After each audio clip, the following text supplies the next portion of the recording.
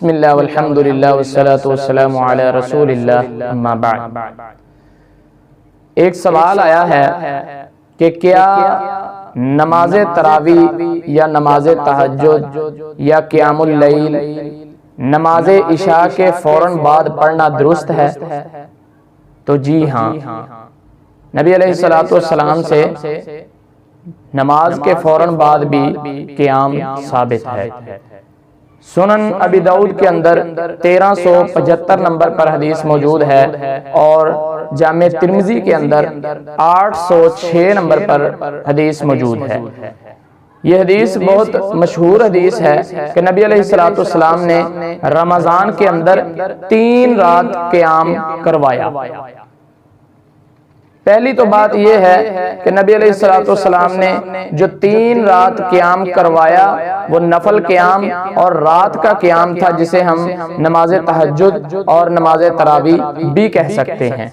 دوسری بات یہ ہے کہ نبی علیہ السلام نے جو یہ قیام کروایا، پہلی رات نبی علیہ السلام نے تقریباً رات کے تہائی حصے تک قیام کروایا، اور یہ حدیث میں وضاحت موجود ہے۔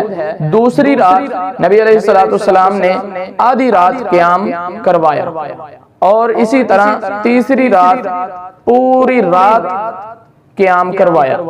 اب جب نبی علیہ السلام نے دوسری رات آدھی رات قیام کروایا تو قیام کرنے کے بعد صحابہ کہتے ہیں کہ اے اللہ کے رسول، کاش کہ آپ رات کا جو باقی حصہ بچا ہے، آدھی رات بچی ہے، اس میں بھی کاش کہ آپ قیام ہی کروا دیتے۔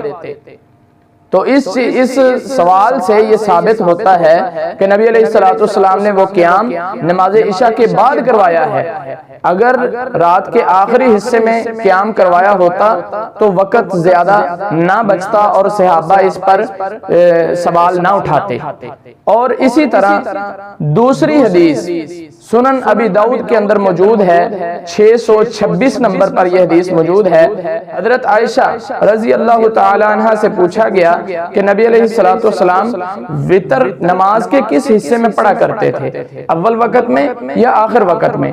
تو حضرت عائشہ رضی اللہ تعالی عنہ جواب دیتی ہیں کہ میں نے نبی علیہ السلام کو کبھی رات کے پہلے حصے میں وتر پڑھتے دیکھا ہے اور کبھی کبھار رات کے آخری حصے میں پڑھتے دیکھا ہے۔ اس لیے نبی علیہ السلام سے دونوں طریقے نفل نماز کے ثابت ہیں، پہلے حصے میں بھی پڑھ سکتے ہیں، آخری حصے میں بھی پڑھ سکتے ہیں، اس میں کوئی حرج نہیں۔ بلکہ اس کے علاوہ سنن نسائی کے اندر ایک حدیث موجود ہے جس کے اندر قیس بن طلق اپنے والد طلق بن علی رضی اللہ تعالی عنہما کے بارے میں کہتے ہیں کہ انہوں نے رمضان کے اندر ایک رات ہمارے ساتھ گزاری اور رات کو ہمیں نماز بھی پڑھائی اور رات گزاری بھی ہمارے ساتھ، اور اس کے بعد نماز پڑھانے کے بعد جب فارغ ہوئے وہ دوسری مسجد میں گئے اور وہاں پر جا کر لوگوں کو نماز پڑھائی۔ اب سوال یہ پیدا ہوتا ہے کہ اگر یہ نماز رات کے آخری حصے میں ہی پڑھی جاتی تو پھر آخری حصے میں طلق بن علی رضی اللہ تعالی عنہ نے قیس بن طلق اور دیگر لوگوں کو نماز کیسے پڑھائی، اور اس کے بعد دوسرے لوگوں کو دوسری مسجد میں جا کر کیسے پڑھائی؟ ظاہری بات ہے کہ پہلے حصے میں ان کو پڑھائی، ان کے ساتھ رات گزاری، اور جب آخری حصہ ہوا تو وہاں پر جا کر لوگوں کو دوسری مسجد میں نماز پڑھائی۔ اس سے رات کے دونوں حصوں میں نماز پڑھنا ثابت ہوتا ہے۔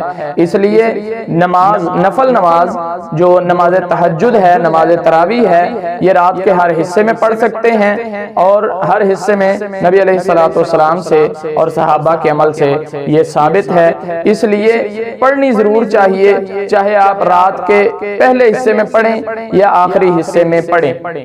دوسری ایک آخری حدیث یہ بھی ہے اس حوالے سے کہ نبی علیہ السلام نے فرمایا کہ اگر تجھے اس بات کا خوف ہو کہ تم صبح اٹھ کر یعنی پچھلے پہر اٹھ کر وتر نہیں پڑھ سکتے تو پھر تمہارے لیے یہی بہتر ہے کہ تم نماز عشاء کے بعد بعد ہی وتر ادا کر لو۔